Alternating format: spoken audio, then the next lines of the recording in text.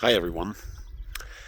Today I wanted to talk about a topic that's kind of been in the news for the past 2 years, and it's the war in Ukraine.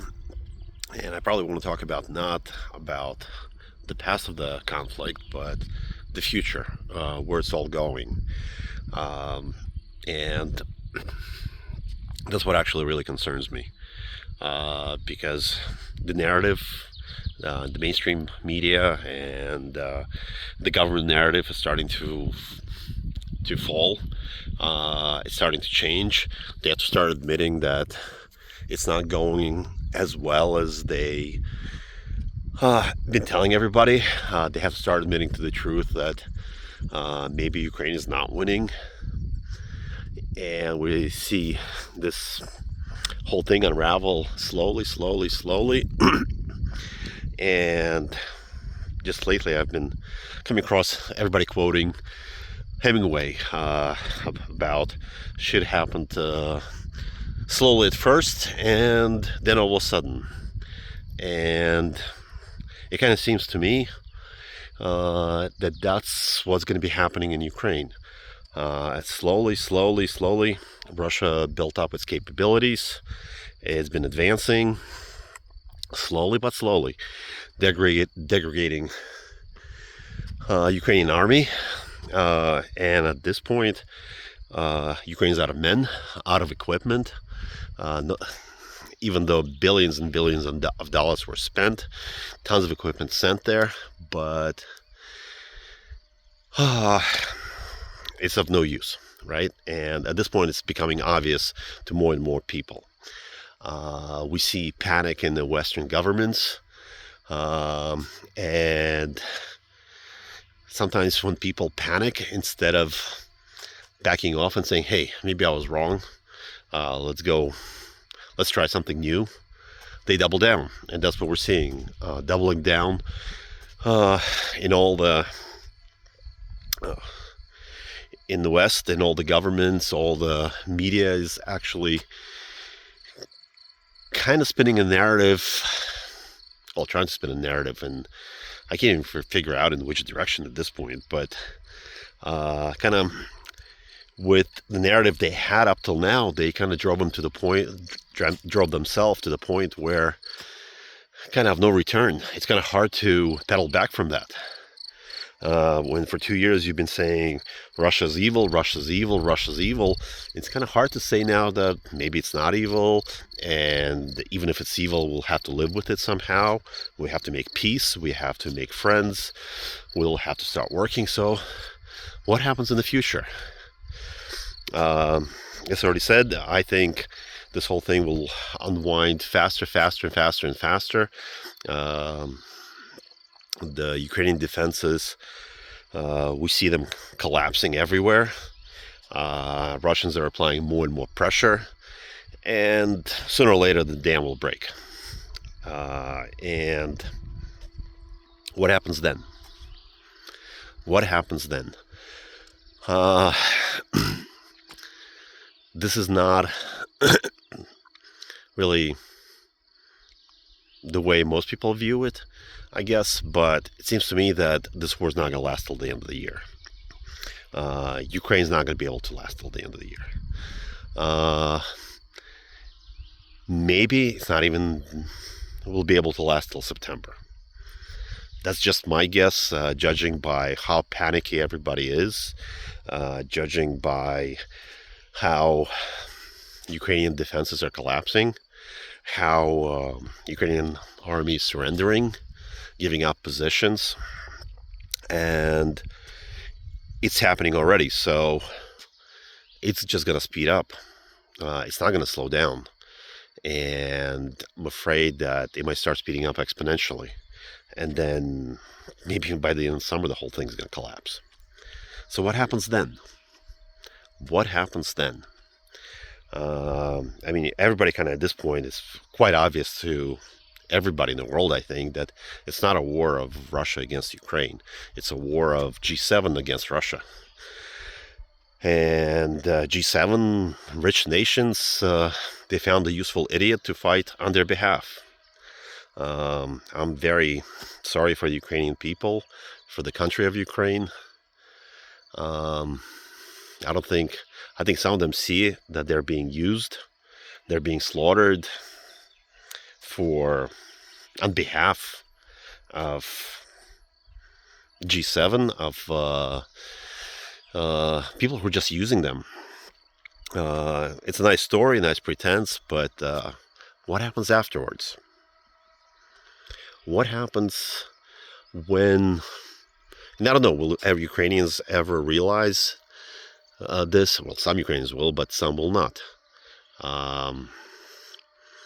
But after the war is over, what happens then? What happens to all the sanctions? What happens to all the Ukrainians who immigrated to Europe?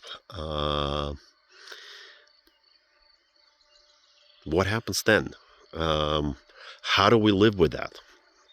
How do we make peace? Or is it going to be a new Iron Curtain, a wall built up between Russia and the West? This time being built by, not by Russia, but by the West. And it's scary, but I think we're seeing more and more of this. On one hand, it's multipolar world coming into effect, coming into being born, with Asia and Russia and Middle East on one side, with G7 on the other side, and most of the world, most of the population of the world is more siding with the BRICS nations, not with the G7.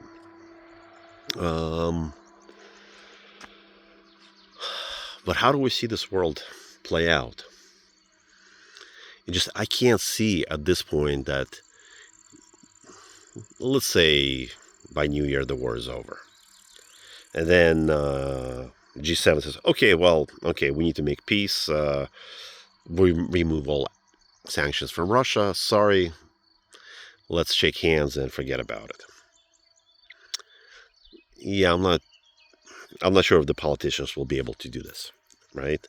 After World War II, everybody shook hands, kind of helped each other rebuild. U.S. rebuilt Germany, rebuilt most of Europe. I don't think there was, I don't know for sure, but it doesn't seem like there was too much animosity between the countries after the war. Somehow people were able to move on. I guess maybe they were so devastated that they were ready to move on and forget and live a better life. I don't know if this is going to be the story with Ukraine. How do Ukrainians live? How do Russians live with those Ukrainians?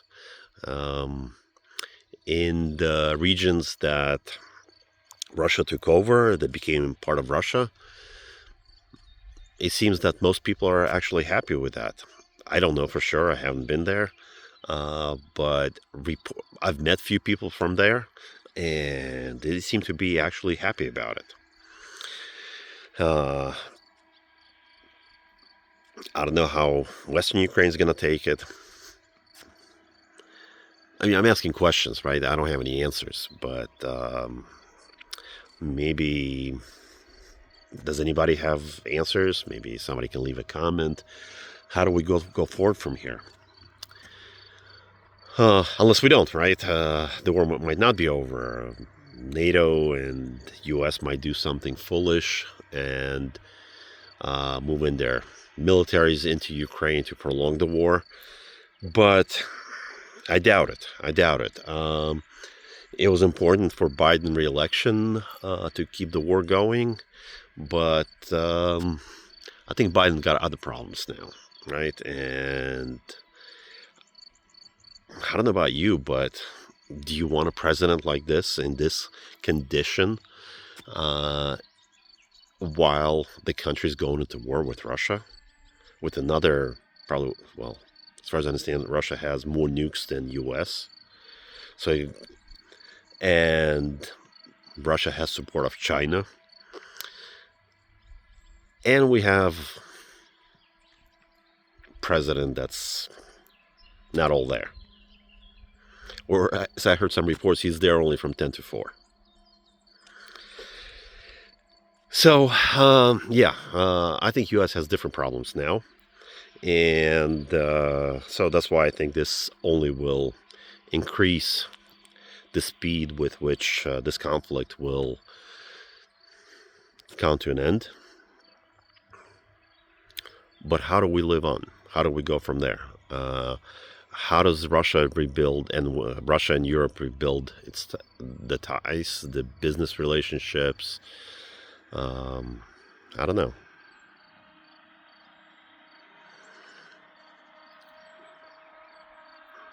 Yeah, that's a question to ponder.